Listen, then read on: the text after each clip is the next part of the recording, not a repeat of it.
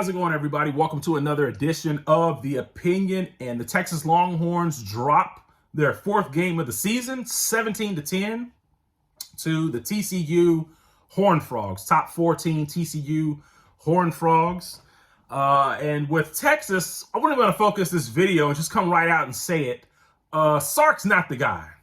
Sark is not the guy that you guys, Texas fans, need to get to ultimately where you want to go. You want to be competing year in and year out for national championships. You want your record to be 12-0, 11-1, and your floor, you want your floor to be 10-2 in the regular season.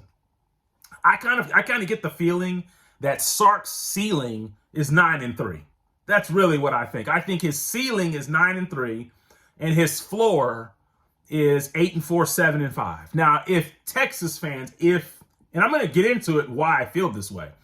If that's what you want your program to be, then hold on to Sark as long as you want. But I just don't think Sark's the guy. And let me get into this, because Sark is now in year 2.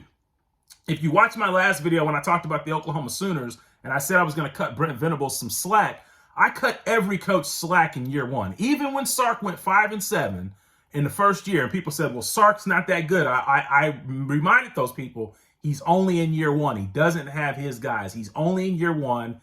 Give Sark another year, and then we'll see.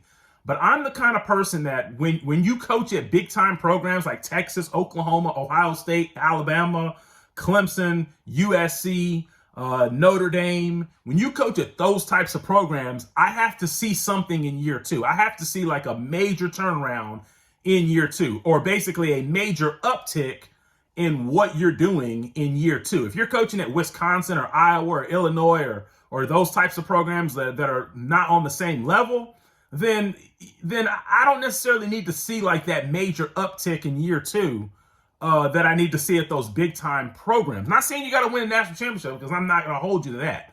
But I need to see a major uptick in year 2. And so far with Sarkisian, I have not seen that. Your record is 6-4. Granted, you did play Alabama, that was 1. But you played Texas Tech, you were up by 14 points in the second half, and you gave that up. You played Oklahoma State, you should have won that game, you gave that up. And then you played TCU, where the defense only gives up 17, and Sark is an offensive coach, and his team doesn't even put up 200 yards. You have a capable quarterback. You have the best tight end probably in the Big 12. You've got Xavier Worthy, one of the best receivers in the Big 12, the best running back in the Big 12. You have a 5-star quarterback. You have an offensive line that is starting to come alive, and you have an offensive coach that's supposed to be the offensive mastermind, and his team doesn't even put up 200 yards total. And then he's also supposed to be a QB whisperer. And Quinn Ewers, yet again, 17 out of 19 for 171 yards and 1 interception. So here's what I'm saying, folks. If you're going to blame Brent Venables at Oklahoma for his defense not being good when he's a defensive coach, and he's in year 1 and people are blaming Brent Venables, then you have to apply the same pressure to Sarkisian, who's in his second year now, second year with the program, second year that all these guys are hearing the same message. Now you've got some of your players in there, and you're an offensive coach, and your offense sputters in the second half. Sark's not the guy. What happens early happens often, a lot of times. Now, you can excuse the first year, but you're starting to see it again in the second year. So now it's happening often. And the things that you tend to see with Sark-led teams is that they're very good in the script. In the opening script, Sark's teams they're like the greatest in the world. But if the game is still close and teams can take Texas out to that deep water, and late in the third quarter into the fourth quarter, their offense shuts down. It just shuts down. Like, if the script doesn't work, Texas is in trouble. When they played TCU last night and the script was not working, I texted a friend of mine and said, Texas is not going to win this game, because I already know that when Texas gets outside of the script, they're not going to win. When Texas is in the script and they have success, they give themselves a chance. And they kind of put on display what Sark is capable of, but Sark doesn't come through. So when you look at it in closing, Texas is 6-4. Think of it like this. Oklahoma's having its worst season in years, and Texas is one game. And you look at the overall perspective, they're one game better than Oklahoma. Now, yeah, in conference, Texas is 4-3, Oklahoma's 2-5, so not really a comparison there. But if you just look at the overall scheme, Texas is supposed to be so much better than Oklahoma, but yet and still, they're only one game better than them. So what are you going to feel like, Texas? Let's say Brent Venables gets it on track, and next year you're still doing the same things.